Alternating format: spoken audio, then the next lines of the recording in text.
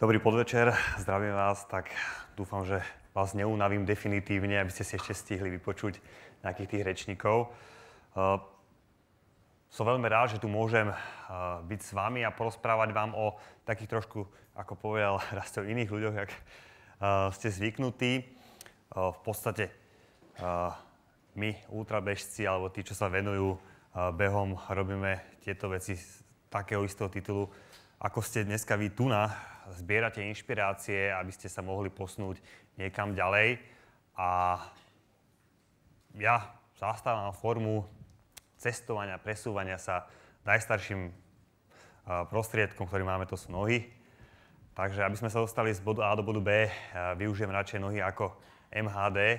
A keď zistím, že v konečnom dôsledku prídem ešte o 5 minút cez tie 4 križovatky skorej, jak ten autobus, a potom vidím, jak tí umačkaní, upotení ľudia je tam vystúpe a celý vysmiatý. Takže odporúčam si prebehnúť z tej zástavky na zástavku, uvidíte, že ušetríte čas a takisto aj máte tú inšpiráciu, vidíte všetko, čo sa na ulici deje. Pripravil som si pre vás pár záberov z týchto expedícií.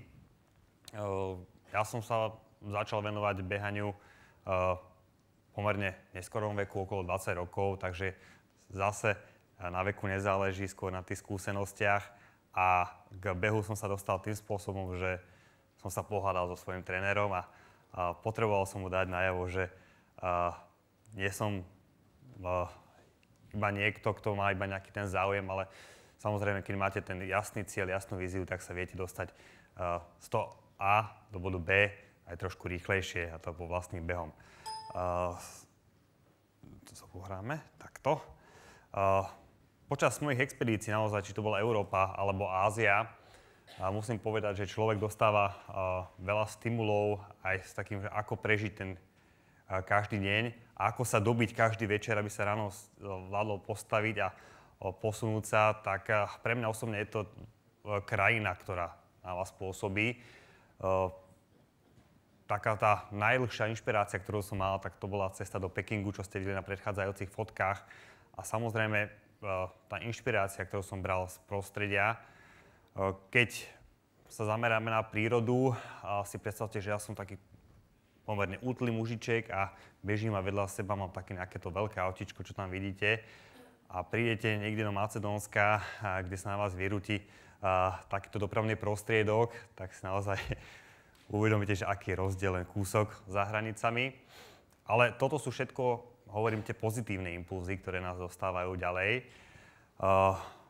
Ako vidíte, ten život nie je vždy ideálny.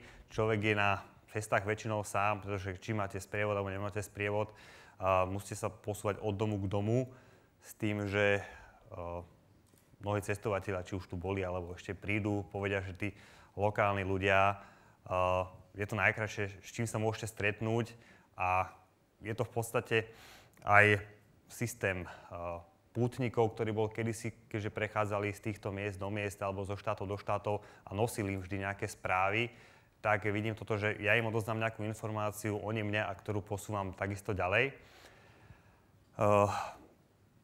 Keď sme pri týchto informáciách, ďalší slajd je o tom, že tie domčeky, čo vidíte dole, je na hranici Macedónsko-Grécko, je rómska osada, ktorá má približne 8 000 obyvateľov a skladá sa z 1400 rodín a každá žije v takomto domčeku, veľmi svojsky postavené, ale naozaj je to jasný príklad toho, že keď človek chce na ten cieľ, chce sa vyrovnať či už nie susedovi, alebo chce mať nejaký ten štandard, dokáže sa namotivovať, dokáže niečo postaviť.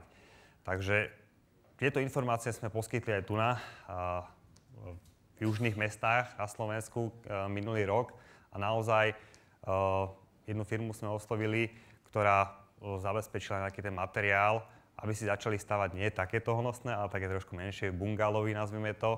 Takže tieto informácie, keď sa dajú a ukážete tým ľuďom, že aha, takto sa dá žiť a takto sa dá žiť, tak si samozrejme vyberú to pohodlie a aby sa mali kam porovnať, že aby mali ten svoj štandard. Tu sme trošku zase pri tej architektúre. Samozrejme človek, ako tu bolo povedané predo mnou, vníma, vstrebáva všetko, čo je okolo neho.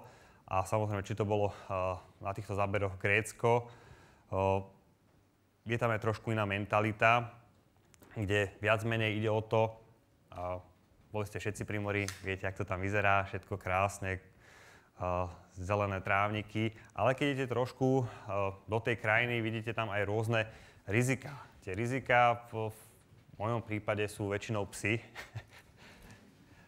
Poštárom nie som, pracovne som učiteľ, ale keď niekedy zaklopem tým rodičom na dvere, tak aj ten pes po mne vyletí. Tí psi, keď vidia, že naozaj tam sa pohybuje nejaký cudzí element, teda ja, tak najhoršiu skúsenosť mám v Grécku. Takých 19 salašnických psov sa po vás vrhne a není vám veľmi do smiechu. Vtedy samozrejme človek nemôže dražiť psa, hada bosom nohou a stále sa pozerá, sústredí sa. Ale samozrejme vždy je nejaké to riešenie a keď už som mal aj tú situáciu, už naozaj jeden z tých veľkých psov mi nakusol achilovku z vonkajšej strany.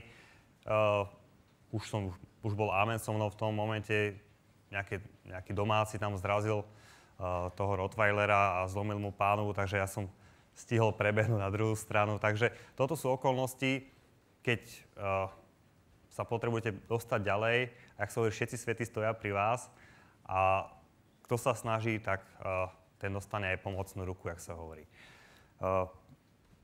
Vydržať z dna na deň znamená to, aj keď prší, ja myslím, že aj tu na nám prší teraz, keď sa započúvate. Samozrejme, beh nie je na to pekné, keď bežec dobehne, presekne tú cieľovú pásku a vyhrá, ale poznáte to vy každý pracovný deň, že ješkové oči zase stávame do práce a ješkové oči zase šéf niečo bude chceť. Ale dá sa tá vytrvalosť preniesť aj do toho života. Netreba sa pozerať, možno by som protirečil niektorým rečníkom na tie vysoké, ďaleké ciele, ale také tie maličké, že dobre, že chcem stretnúť šéfa, tak ho obídem tadiaľ, ale pritom vybavím ešte 3 veci. Takže treba sa pozerať na tie krátkodobé ciele a potom sa z toho poskladá také puzzle, mozaika a vyjde z toho pekný obraz, ako napríklad nejaká expedícia alebo urobíte nejaké dielo. Takže po týchto malých častiach, a to je vlastne tá moja inšpirácia, že z dňa na deň dokážem sa namotivovať a vydržím ten jeden deň, napríklad prebehnúť 110 km každý deň, aby som sa dostal čo najďalej. Určite ste behávali 12 minútovky v škole, všetci. No, skúste sa prihlásiť, kto mal rád 12 minútovky. Vidím, že je to drvivá menšina, keď sa tak pozriem. Takže viete sami, že záleží od tej pozitívnej motivácie. Hej? Keď niekedy známky nie sú pozitívna motivácia, stačí nejaký príklad učiteľ. Mojím jedným takým príkladom bola táto pani, ktorá si to štverala približne 2,5 tisíc nad morom, išla z obchodíku hore do svojej chajdy a keď som videl, ako to berie ako samozrejmosť, tak samozrejme tieto veci ma tiež posunuli trošku ďalej. Keď sme hovorili o tých nejakých tých porovnávaniach, toto je záber z Uralu, kde to naše vozidlo doprovodné malo približne 3,5 tóny, bolo opancierované a zapadli sme aj tak, nakoniec nás prišiel vyťahnuť starý dobrý ruský stroj. Takže zase to otvára človeku oči, že aj tie jednoduché veci vedia zachrániť veľakrát krk.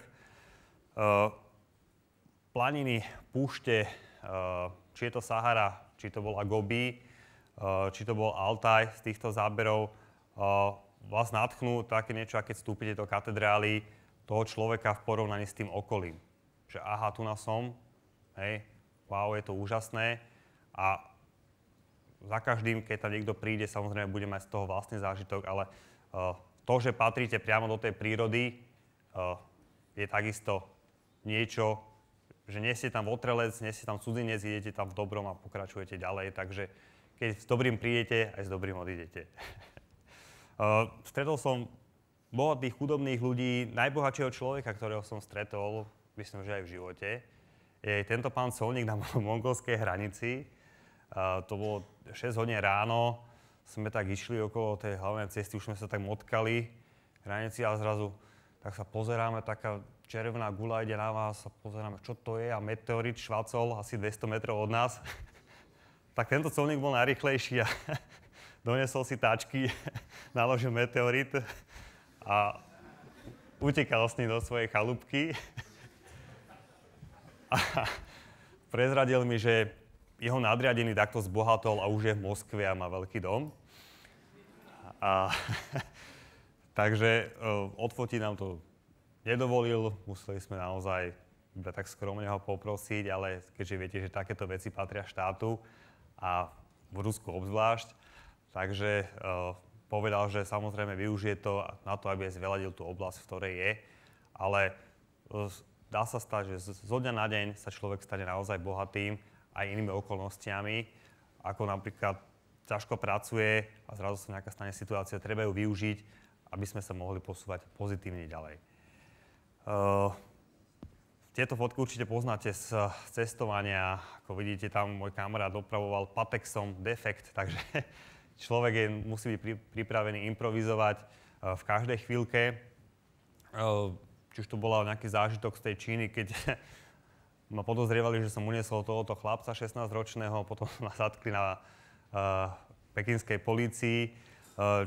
Naozaj s takýmito húfnicami k tomu, aby sa človek naozaj, možno to tu povedal asi 50 krát, ale aby sa posunul trošku ďalej, či už robí nejaké hobby, mal by to robiť s nadšením a samozrejme, dá sa urobiť všetko, čo si zaumienite, aby ste dokázali premeniť tú myšlienku na energiu, ktorá vás nabije, aby ste dokázali dobehnúť do toho svojho cieľa.